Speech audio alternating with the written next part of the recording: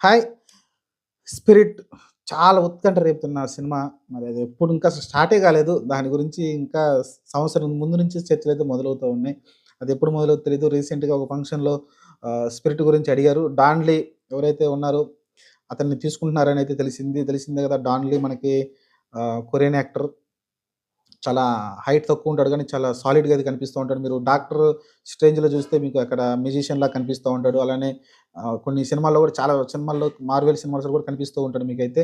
ఓవరాల్‌గా చూసుకుంటే అతను పెద్ద విలన్ క్యారెక్టర్ చేశాడు. అలానే హీరో క్యారెక్టర్‌లు ఎక్కువ చేశాడు అతనైతే. ఓవరాల్‌గా అతన్నైతే విలన్‌గా తీసుకుపోతున్నారైతే అర్థమవుతుంది. నిన్న అతనైతే క్లూ కూడా ఇవ్వలేదు. 'డాన్ లీ' గురించి చెప్పమంటే అతనైతే చెప్పట్లేదు.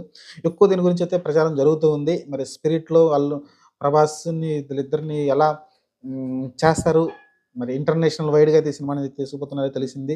ఎందుకంటే ఆల్రెడీ 'కల్కి' అంత పెద్ద హిట్ అయింది కాబట్టి ప్రపంచవ్యాప్తంగా మరి ఈ 'స్పిరిట్' తోటి ఎంత సంచలనం చేయబోతున్నాడో అయితే అర్థమవుతుంది.